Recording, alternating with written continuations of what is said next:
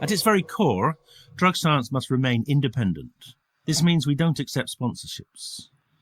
It's with the support of the drug science community we're able to do this and make the podcast in the first place.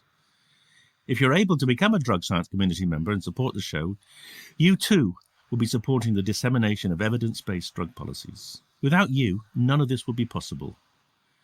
For anybody interested, there's a link in the show notes. Thank you.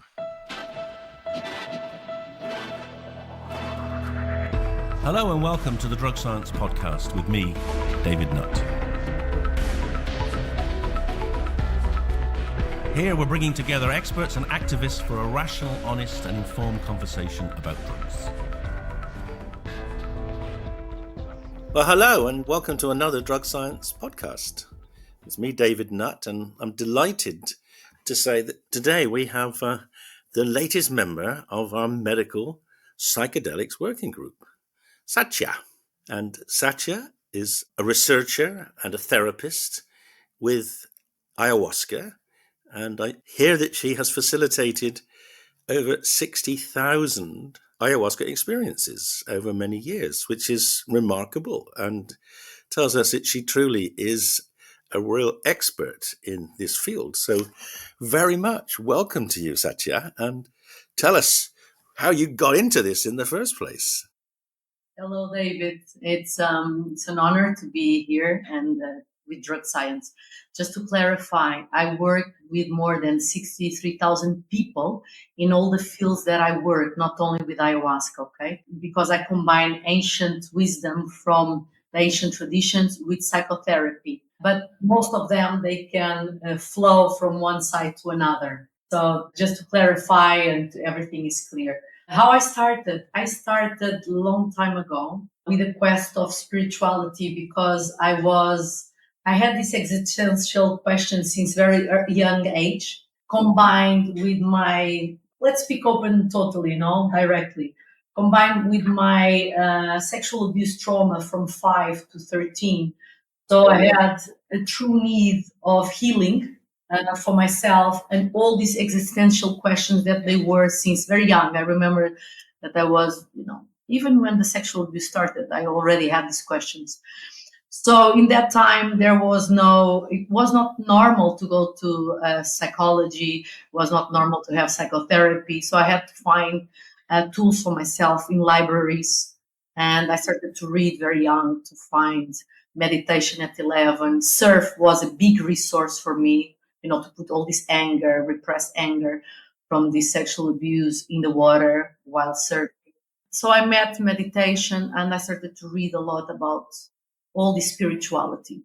And that was one of my resources till I found psychotherapy later around 16 and then 21. I see. So you're a victim who was looking for understanding and healing. And we're talking about, are you from Peru or where are you from? I don't know. So I'm from Portugal and I born in this very high social, cultural family where all this was happening and without anyone watching, anyone understanding that was happening. So only libraries brought me some more tools. And then around 30 years old, I found ayahuasca for the first time after all these years of retreat, psychotherapy. And it was in ayahuasca that I really could feel the integration of all these years of work on myself and the true healing, a true melting of this. We can understand a lot with the mind. We can even integrate emotions and understand the trauma. But then to really feel the melting of the trauma and we feel liberated, we are already relaxing ourselves, started to relax with social life, to change our position in relationships, to start really to acknowledge who we are, what are our true needs, our boundaries.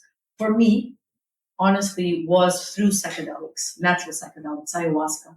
Till then, I was still trying to be that person that I knew by rational mind that I could be, even with trauma. Well, I think, as you know, and we know, you're not alone in discovering the enormous power of psychedelics to actually say to pull everything together or allow things to to make sense and to get to all the knowledge flowing, as you say, in the right way, and integrating properly. Did that occur at the very first ayahuasca experience, or did you have to do several?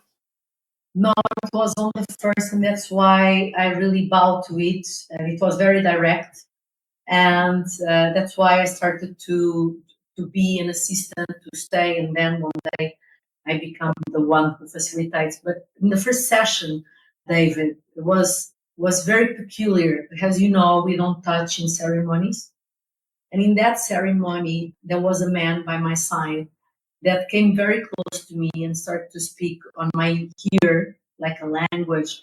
And what was coming to me during the visions, that he was close and nobody was acknowledging what was happening, and it was my first time, so I didn't know that we couldn't touch. That was my soul saying they can hurt your body, but they can hurt your spirit. So you will never die, even if your body is really hurt. And then after a while, he jumps on me, on top of me, and try exactly to do the same. And it was the first time in my life, after years of retreats, of psychotherapy, of meditation since 11 years old, that has a profound healing. But it was in that moment that when he was on top of me, that all the visions came, and I saw my inner child for the first time being able to protect herself through my adult. So when I was protecting myself and beating that man. So for me, it was not only in visions, it happened like in reality, how all this constellation was put there for the first time for me to protect myself. So I saw how all these layers of years of trying to understand and to do with the body in that moment just became integrated. So for me was really real, was very impactful. Even the compassion that I had for that man, as I had for my stepfather, that happened during the ceremony, how people are really sick so they can hurt a child even, or any other person. So it was so many layers of understanding and really changing my position, how I can defend myself. It was so impactful that I felt in that moment. I arrived home. Yeah, I see what you're saying. And you said, it was 20 years of searching before you found the ayahuasca. What led you there, do you think? I mean, was it desperation with you weren't getting that far with your meditation, with the psychotherapy, or did someone lead you? I mean, were you encouraged? I'm interested in how you happened upon it and discovered it. So I always knew that I wanted to do ayahuasca because I was reading. And 2 years before, I was in Peru and I was trying to find ayahuasca. Somehow I couldn't. I was pregnant. I didn't know, so I had twins after.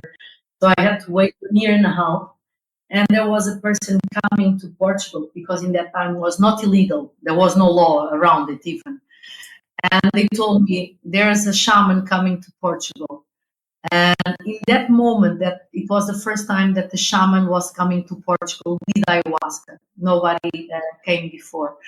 So I jumped immediately in that moment. Something really called me, but it was not from desperation. Sincerely, I had already a long path on healing. So I was not feeling desperate, honestly. I was feeling, okay, I want to give another step in this quest of spirituality and self-development. So you've made good progress, but then this opportunity came up.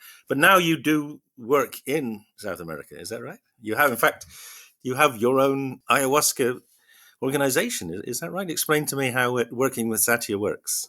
So I started to work with my teacher, and we have 500 hectares of land with a retreat center. And some years ago, I decided to start another project that is we work in partnership anyway, we didn't separate, where I created a reservation. And now we have 167 hectares where we want to protect lands, plants, the land, the water, and the animals. We want to recover the jaguar's path to that land. And we to go and buy more land to keep a reservation. There will be a part that we have the retreat center that we are starting to build. We still work in the other camp that call retreat center. So this is bigger than just human healing. It's a combination of protection of Mother Earth and regeneration of nature with the regeneration of humans at the same time. And where is that? In Peru, Amazonia. So it's the land that gave me a lot, and I want to give back in that sense that we need to preserve nature and to keep. There's another goal in our program that is to keep the most amount of hectares intact without human presence even. So nature can restore by herself. And are you finding that the government there is sympathetic? I mean, is this with their support? And No, it's private. We are doing everything private. They don't put any shackles. They really honor the project. They know what we do.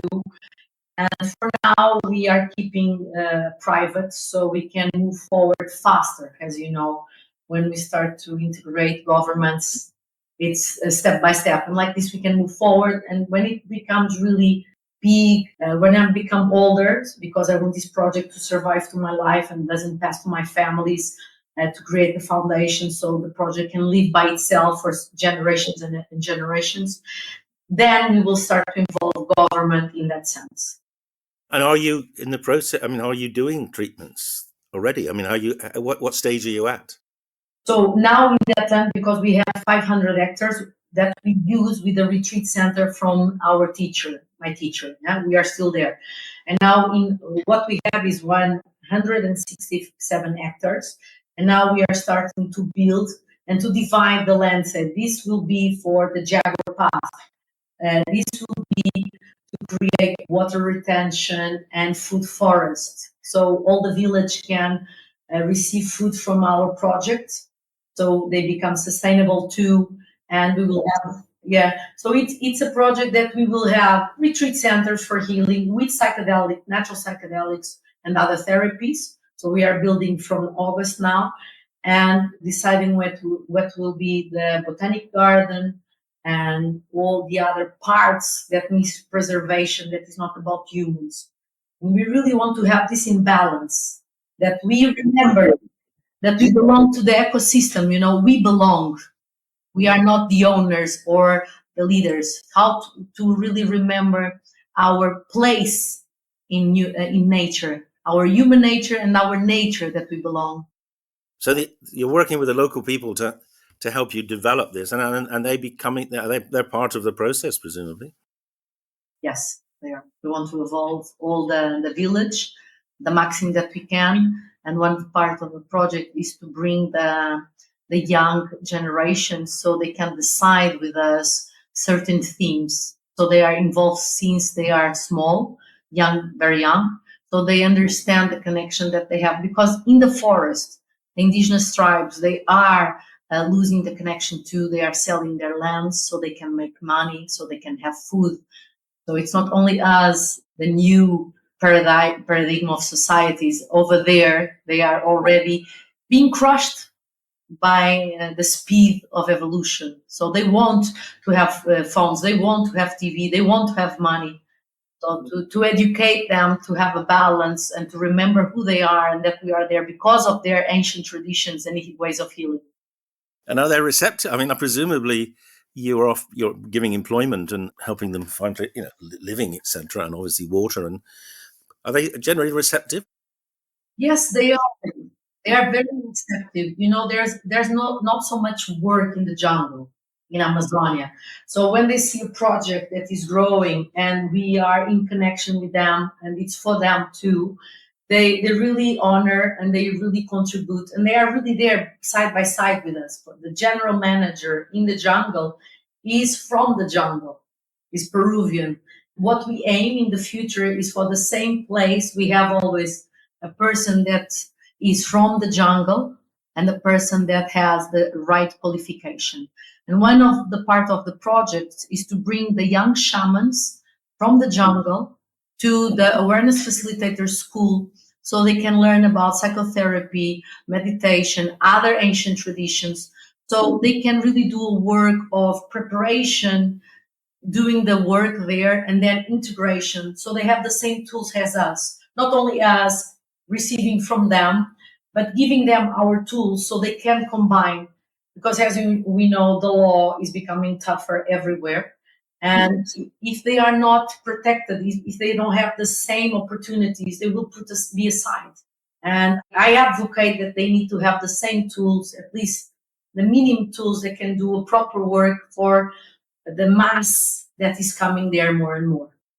And just excuse my ignorance, but is this in local language or is this in Spanish, or how do you begin? It's such a challenging thing to do. How are you structuring this, the evolution of this project in terms of communications? So the Awareness Facilitator School or the Sacred Project, the Sacred Forest? Let's start with the Sacred Forest then, because I think that presumably is a simpler one because that is very much indigenous centered. Yes. Yeah. So I speak Spanish, but when we have like international meetings where we are all together with them, we have always a translator. So I travel a lot around the world. In most countries, I take a translator with me. So for us, it's very easy. Okay, bring the translator, so we really understand each other. And then with it, and the therapy. But I mean, I'm just interested to know: will you have sessions for Spanish speakers or sessions for Americans? So when we are working at the jungle or any work that I do, Awareness Facilitator School, at the jungle, we have translators for the people that we have there, and they speak their own language. I work a lot with Russians, Ukrainians. So we all have, for us, it's very easy. Spanish, we have always a translation for Spanish people that they don't speak, even for Portuguese. So in our team, translation is not a problem. It's something that we need to solve, and we solve very fast. And at the Awareness Facilitator School, we wear audio guides, and we have different translators for different language. So yes. Right. So they can really be well informed by everything that they say, and we listen to them, of course, with translation too. Yeah, that's quite an infrastructure you're building there. And is it self-contained in terms of energy? I mean, tell me a bit more about the challenges of building a facility? I mean, is it all solar powered, or how do you? It seems to me seriously challenging to do what you're doing to do. I just believe it's a question of organization, honestly. And when we have a good team that they are really with the calling of true serving, that what we do have a true meaning that really helps people and they see the results. From what I see all these years by working in big teams, when they understand why we are doing certain things, people are really aligned and they really behave with presence, containing the space. And it's not something that they come to do any other work. No, they really feel the field of healing, all the sharings of people, how they share about, their own traumas, what they perceive, how they can now have a different meaning. And that really touch all of us. So there's a lot of heart there and true service. Oh, so is it a sort of people come and heal, but work as well? Is that the deal? No, everyone there is paid. Oh. It's a true organization. So, all the retreats, including in the jungle, we have awareness facilitators that they did Awareness Facilitator School, and they are assisting. So we have different levels. The ones that they are assisting, they ended 2 years training, and then they become assistings, and then they become official awareness facilitators after a paperwork. And of course, they need to assist a lot of work, a lot of ceremonies or other retreats without psychedelics. So it's a work that they really choose to become a person that is on a healing path for themselves, and of course to assist others on that. And how many of these awareness facilitators are there? So now officially we have 110, and now we started another school, Awareness Facilitator School, this week, and we have 100 students. So of course not all they will become awareness facilitator therapists, but most of them they do it. So let's see if at least 70% we will have at least 70 more to add. We started this path of the Awareness Facilitator School 4 years ago only. So we are, no, maybe before COVID in Ukraine was the first school. So I don't know when it was COVID, maybe 6 years ago. Yeah, I don't know. I try to forget COVID. So it's it's a remarkable venture. I mean, and you're planning for the future where this kind of retreats and psychedelic therapy are going to be quite integral to healing all sorts of trauma. And we had a Ukrainian conference just a few weeks ago in Poland, and the scale of the harm that the war has caused is overwhelming. And it's became quite clear to us there that the challenge is going to be providing facilities and people rather than, it's easy to have an idea and to know what the right thing to do is, but actually scaling it up to help so many people is going to be really challenging. So the fact you've got several hundred facilitators already, we'll have soon, that's more than in Australia. Well done. I've been in Ukraine my last 15 years, and Russia. And Ukraine is my second home, so I'm really there in contact. We were at the war providing tons of medication, 700 tons, working with foster houses, sending medication for military. So it was a huge work, and I'm still connected. And we have been having some meetings that trauma will be huge. We will not be able to understand the consequence of this war, because we were just coming out of Second World War, just coming out, the trauma, because we still have people that they were living there. So the trauma lives through us from our lineage. So I believe, in my opinion, the ones that they can use psychedelics, because I work already with militaries, especially in Ukraine and Russia, with psychedelics. They would come to the jungle. They come to the jungle. Oh, I heard, yes. Yeah, I didn't realize it was with you, actually, but I'm good to hear. It's 15 years, so I have a lot of cases of militaries. And what I see is with normal psychotherapy, they go to a certain level, has all of us. And to really transform this depth of the trauma that they carry, the natural psychedelics, in my opinion, because I can only speak about natural psychedelics. I took ketamine once on several times on the medical training in the United States, but I don't have the experience that I have with ayahuasca, of course. So I will speak about natural psychedelics.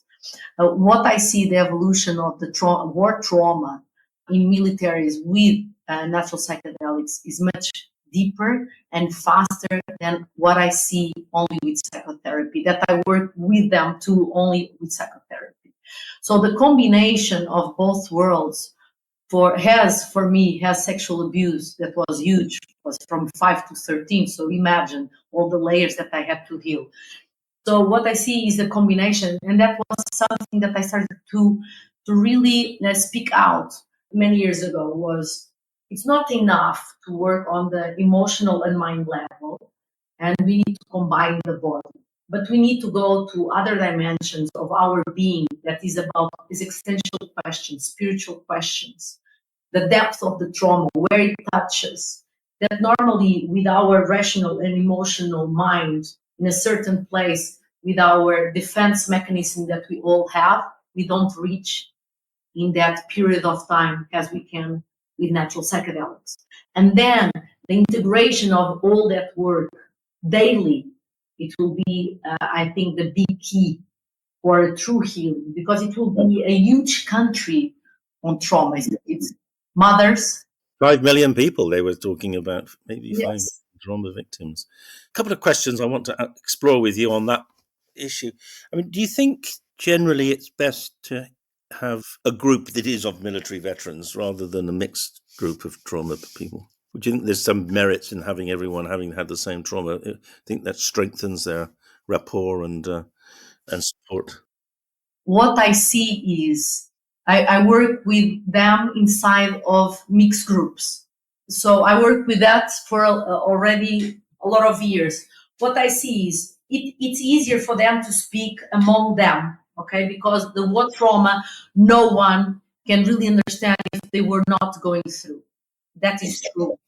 But if they recognize leadership on the main facilitator that is leading, and if they recognize that any person that has a trauma like sexual abuse or divorce, even divorce can be very hard because they touch that.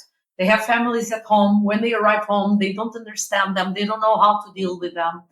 They have, as you know, episodes of terror. They come out of the reality into the visions of their trauma, nightmares. They can't go to sleep. They can't wake up. So when they recognize that the leader of the group that can be mixed have a true leadership into going exactly where the trauma is for any person, because militaries, they are trained to smell what is authentic or not. They need to be in authenticity. They need to trust each other. They need to bond. They need to give their back to the others. This brotherhood has nowhere else. So what I see is when we have different people in the beginning, it's not so easy for them to speak out because their trauma can be bigger. But I see positive consequence to have mothers there, women there, other people with other traumas, because they can relate with their childhood, they can relate with their wives at home. So they start to speak out that normally they don't speak about, not only the war trauma, but all the other traumas that they still carry. And then that makes it easier to open up about the war. It's interesting, isn't it? You're quite right. I mean, the evidence suggests that certainly soldiers who join up rather than are conscripted tend to have a higher incidence of childhood trauma. It's often they are joining the military in a way to find the family that they weren't really didn't get when they were children. So that's a very interesting tack. There will be multiple layers of trauma from childhood through to war. But as you say, war trauma subjectively is different. I mean, obviously I've never been through it, so I can't comment. But it's the idea of facing being very close to death and seeing your friends destroyed. It's talking to people in the military. It's impossible to conceptualize, even if you've got a broad imagination, because it's imprinted at a level that. David, even worse than that, the ones that they surrender to terror. They are so frightening that they start them to do things that they never thought they would do. Like the raping and killing in a way and torturing in a way that they never thought. And by dealing with those cases, honestly, what I see is to help them to go to a place of recognizing first that they did it. Okay. Because for all of us to recognize that we did something that is horrible, all of us, in one scale or another, we don't want to recognize.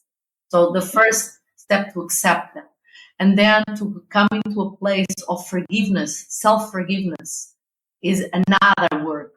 And for that to understand, because everything is linked, to understand their childhood, what brought them there, why they surrender to this terror, to do these things, what was there to push them. And so they can, by working with people in prisons that I did now one time, we are having yoga prison in Portugal. And I come with the psychotherapy and to speak about their childhood trauma. There is not even one without childhood trauma. And in militaries is the same thing. So we can't just heal war trauma. It will never happen. They are totally attached. Yeah. Yes, it's deep inside them, isn't it? Yeah. But that was the first question. Second question was more about how are we going to maintain wellness? How are we going to maintain the gains? And we were talking about, literally this morning, we had a meeting of PAREA, the European organization that is looking to facilitate access to psychedelic therapy and research in Europe. And an issue, where we have grants, there are grants are being given to do this research in some European countries. But the big challenge is how to maintain success subsequently, because I think although you get these transformational experiences with psychedelics, because many people have such deep-seated traumas, you're going to have to continually work with the skills you've learned and deal with them, the tensions of life and the tendency for them to rekindle those traumatic memories, etc. I'm just wondering what you think might be the best way to facilitate long-term maintenance of wellness. Because everyone can't be in therapy all their life. We have to do something beyond individual therapy. What do you think? Self-help groups or? I believe in groups therapy. Honestly, most of the time I work in groups. I don't give any more individual sessions now. I have already all these awareness facilitators that they can take clients individually, but my main focus is in groups. Why? Because I believe that we break down in relationships and we heal in relationships, but not all individually. We belong to a family. That family belongs to a village. That village belongs to a city. That city belongs to a country. And all this network of people, this combination of I learn with my teacher, now learn with my friend, I traumatized with my stepfather, I traumatized with my uncle. So we need different references. And what I see all these years, 15 years in groups, they are confronted with mirrors or they listen to sharings. They open their hearts in 7 days, open sometimes in 6 months in one-to-one session. Yes, quite. Well, there are reasons for that, of course. Is it very often in the individual sessions they're protecting the therapist because they kind of know that the therapists don't know what to do when they do open up, even in that, and so they're left sometimes worse. And another thing, I believe they are protecting themselves too, because we all want to protect our self-image, especially when we bond with someone. So the therapists or the psychiatrists, whatever, they need to be really aware of the mechanisms of manipulation that people do to themselves to protect themselves. And I believe, we need even to teach better all the future generations that will work with other people. All these details, all these ways, subtle ways that people hide themselves. Otherwise, we can't really help them. They will stay stuck with us too. Well, no, and I think it raises a very interesting point. As I guess this is coming to something, which is one of the threats, one of the fears that the modern establishment has about psychedelics is it actually will change people to a point where they won't believe in the current models of government or of regulation. That's why psychedelics were banned in the 60s, because they were they were seen as encouraging people to be anti-war. And, one hopes that the same will be true again. And we have to, I think, work out ways in which we can facilitate those attitudes and get governments to facilitate them rather than resist them, because we failed last time and we've had a 50-year hiatus, except in Amazonia, where people haven't been able to access to these healing tools. Do you think we should be trying to roll them more into ordinary life as opposed to medical or healing life? I believe medical system is one thing. True healing is a totally different thing. So I think the medical system will need to develop as governments. Otherwise, the population will let them, it's falling apart, as we know. It's falling apart.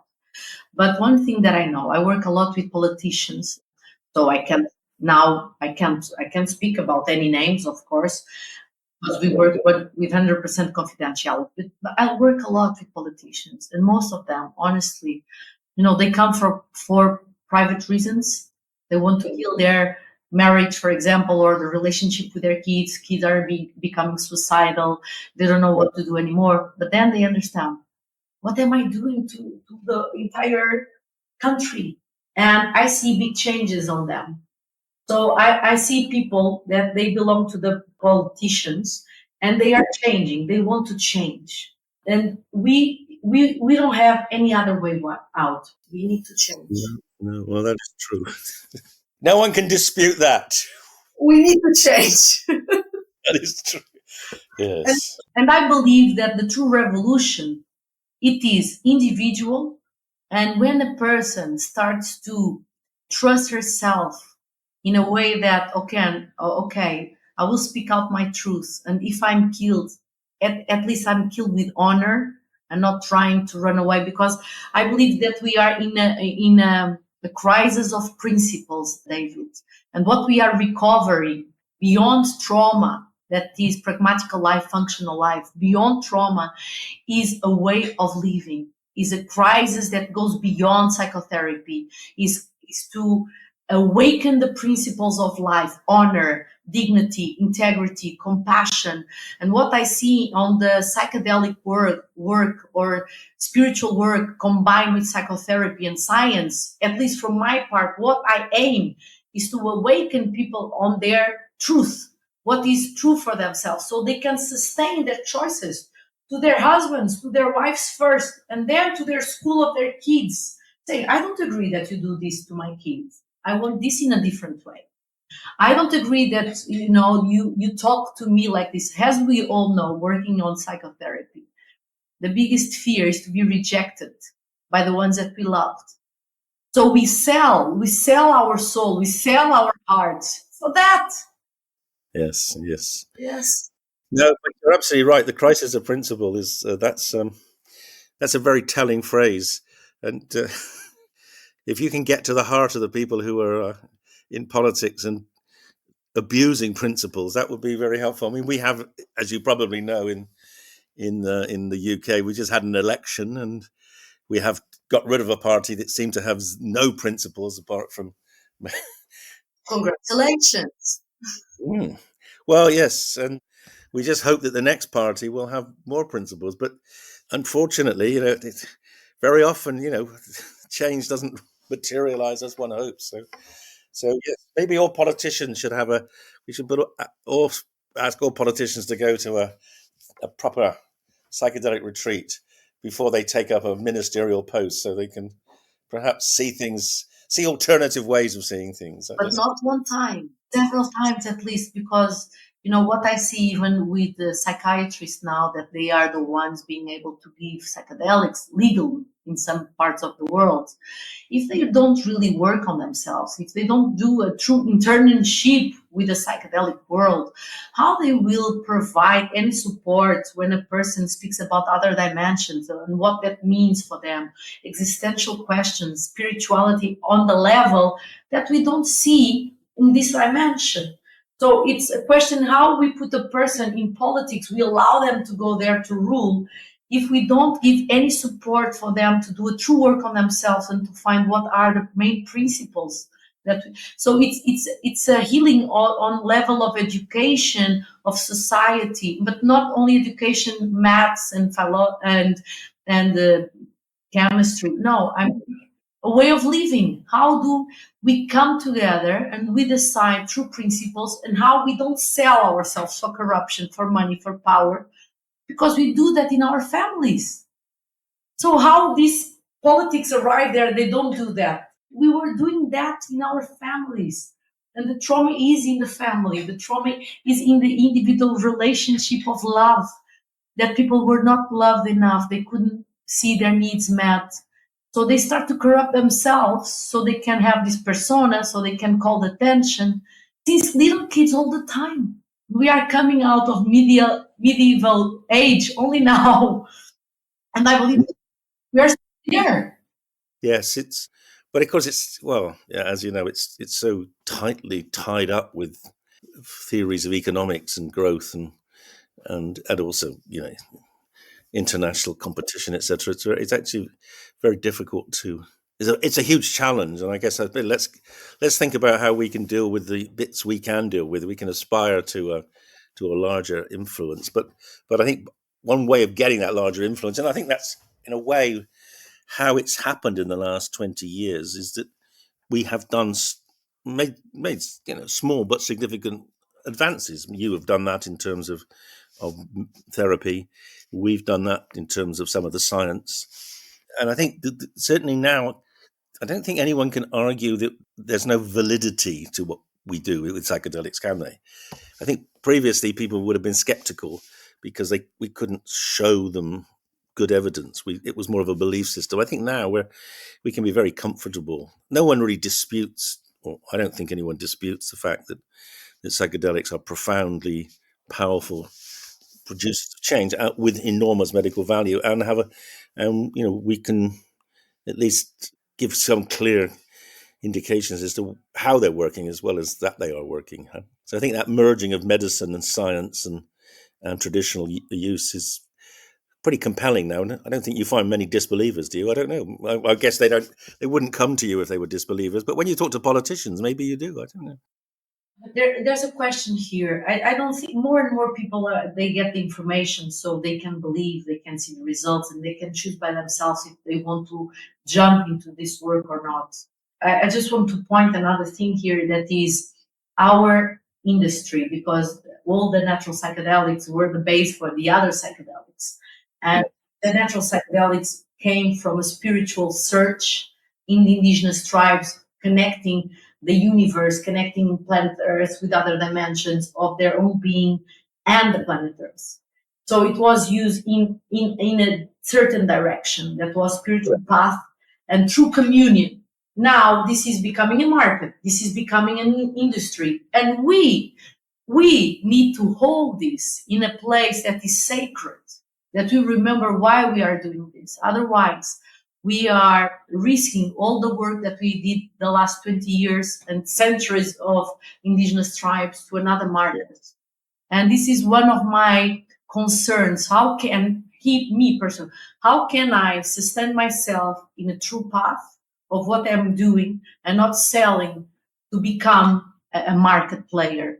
Of course, we are all market players, but how can I do this with integrity, with the honesty that I really serve people and I'm not just searching for money, so the company, this and that and that. And we all need to look this in the eyes because we all need the money. We all need the money to do scientific research. They will, but how we will put this out there truly. And this is like principles again. Why we are doing this? I think asking the question, the fact you're asking the question means you're on the right road. The biggest problem are people who never ask the question or actively repress the question. Yes, and there is the answer is obviously to always be cognizant of what you are trying to. It's not about the ends; it's about the means, isn't it? And the means that you are using and that we, to some extent, are using are, I think, are ethical and compassionate as well as useful. Can I ask you specifically? You've talked about plant psychedelics, but do you always work with ayahuasca? Do you think there's room for mushrooms and mescaline? Or I work with all. I work with so we call hongos, no mushrooms, with peyote, mescalina, with San Pedro too, and ayahuasca. Why do I choose ayahuasca and the way that I use it? That is from Amazon Peruvian lineage. That everything is on dark. What I see, I love them all. Honestly, I really bow to their spirit and to their chemical interaction with human interaction. They are all important. All in terms of hongos and mescalina, they have more time. We need to work during more hours, like 16 hours. And people, they go through a lot of hours. With ayahuasca, it's much less. It's like 4 to 8 maximum. What I see and what I perceive, because I was trained in the indigenous tribe, so I was highly, how can I say? Let's use a more rational mind, rational words. I was highly trained. That means I was put in situations that now we can't put people that comes to us, because we were spiritual questers, we were between the indigenous tribes, and if I die, I would die happy there. It's totally different. Now people are coming for healing. We were questers, we want to know, we want to heal, but we want to die conscious.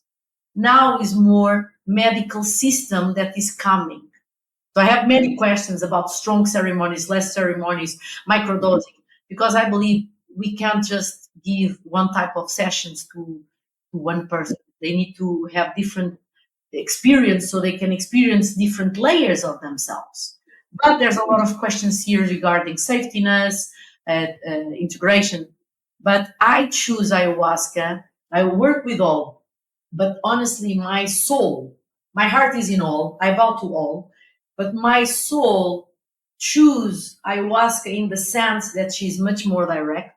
And like, she doesn't, with mushrooms and mescalina, even very strong ceremonies. There's a place that we don't lose the feet on the ground.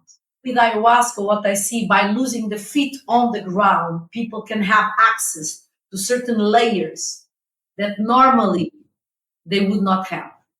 Anyway, using mushrooms and peyote, they can be highly strong.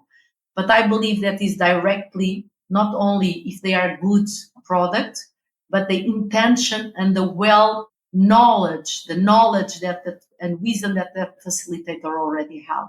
Because there's a dialogue with natural psychedelics. Yeah, I suppose you're right. I mean, I suppose currently there must be much more, many more people with experience of ayahuasca in terms of indigenous use than with mushrooms. And I guess peyote has been quite circumscribed with largely, I suppose, the Native American churches now. So you have a bigger body of knowledge and expertise with ayahuasca.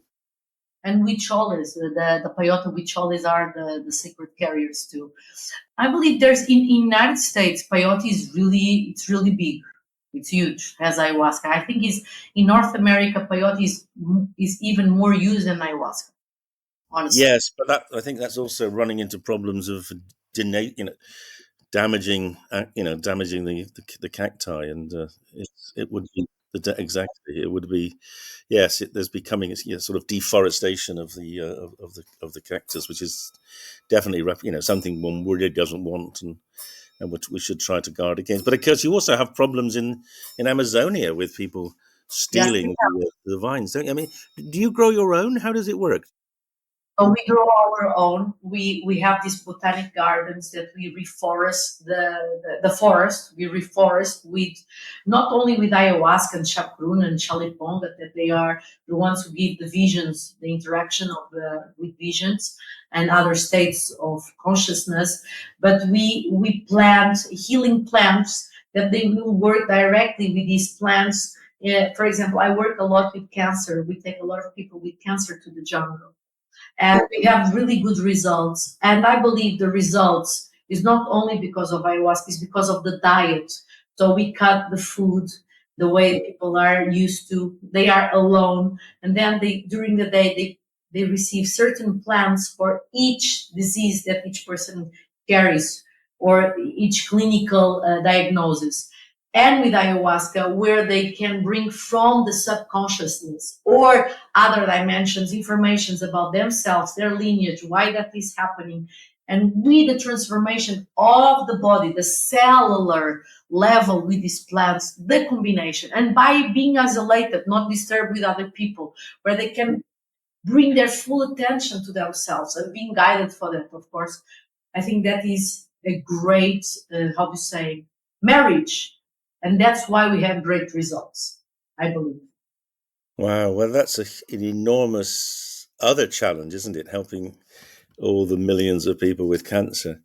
Satya, all I can say is, if anyone can achieve that, you can, with your energy and your competence and your skills at communication. It's been an absolute delight talking with you. We will make sure we put up on our website and information about you and about your company and your venture. And I look forward to talking with you over many years as you, hopefully, the Medical Psychedelic Working Group helps you fulfill your ambitions. Thank you very much. And I hope to contribute with what I'm, learning for all of us, because we really need to help now more than ever. Well, you're doing more than most, I can tell you. Thank you. Thank you for the trust too, David. See you very soon. It's an honor to be here. Thanks so much.